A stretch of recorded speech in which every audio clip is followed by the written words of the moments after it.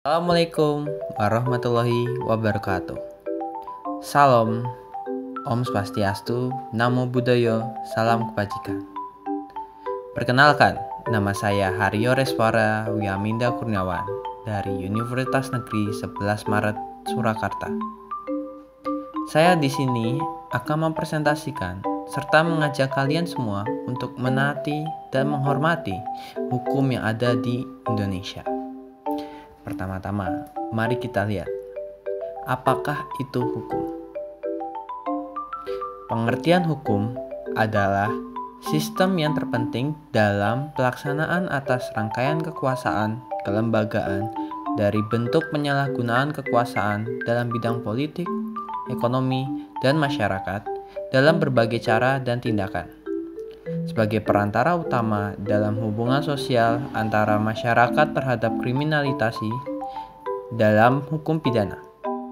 Hukum pidana yang berupayakan cara negara dapat menuntut pelaku dalam konstitusi hukum, menyediakan kerangka kerja bagi penciptaan hukum, pelindungan hak asasi manusia, dan memperluas kekuasaan politik serta cara perwakilan mereka yang akan dipilih.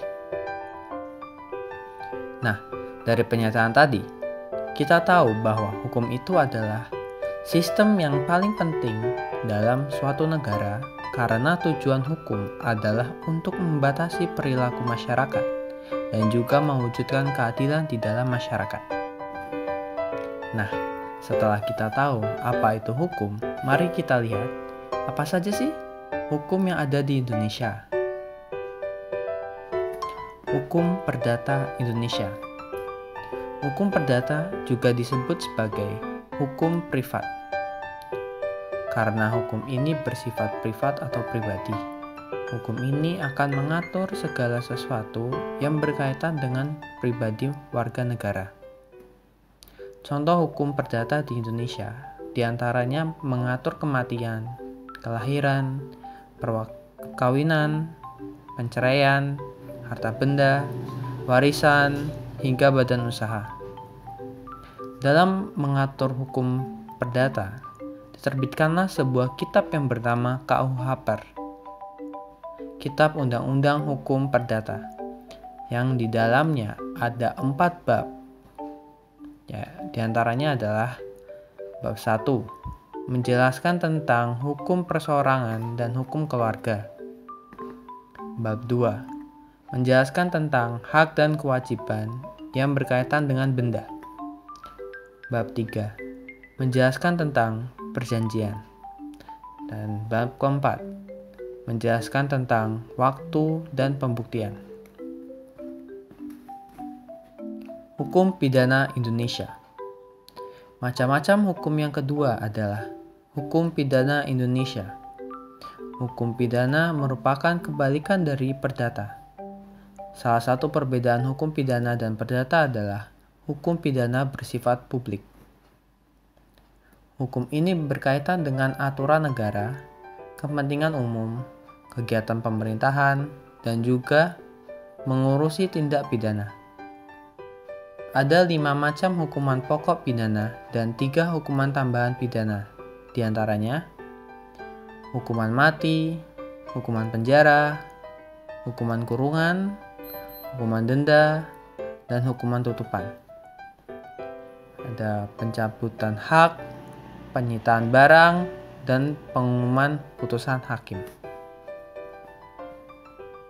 Hukum tata negara. Macam-macam hukum yang ketiga adalah hukum tata negara. Hukum tata negara berkaitan dengan aturan atau prosedur yang mengurus hubungan antara lembaga negara. Terdapat 5 asas dalam hukum tata negara, yaitu asas Pancasila, asas negara hukum, asas negara kesatuan, asas kedaulatan rakyat, dan asas pembagian kekuasaan. Hukum acara pidana Indonesia. Macam-macam hukum yang keempat yaitu hukum acara pidana Indonesia. Hukum acara pidana adalah suatu prosedur yang mengatur dan melaksanakan hukum pidana di Indonesia. Jika terdapat sebuah kasus yang melibatkan tindak pidana hingga penjatuhan hukum pidana, maka akan diatur dalam hukum acara pidana.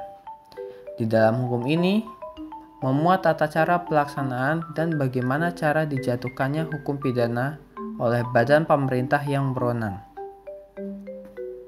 Selain itu, masih banyak lagi hukum di Indonesia, seperti hukum acara perdata Indonesia, hukum Islam Indonesia, hukum adat Indonesia, hukum antar tata hukum, hukum tata usaha administrasi negara, dan lain-lain. Setelah kita lihat bagaimana hukum-hukum yang ada di Indonesia, mari kita lihat contoh pelanggaran hukum yang ada di Indonesia. Dalam Undang-Undang tahun tentang lalu lintas yang terbaru, sanksi denda atau tilang naik sekitar 10 kali lipat dengan kisaran Rp250.000 hingga Rp1.000.000. Sebagai warga negara yang baik, kita sebaiknya menaati peraturan-peraturan dan hukum yang ada di negara kita. Karena tanpa adanya hukum, negara kita akan menjadi rusuh dan tidak tertata.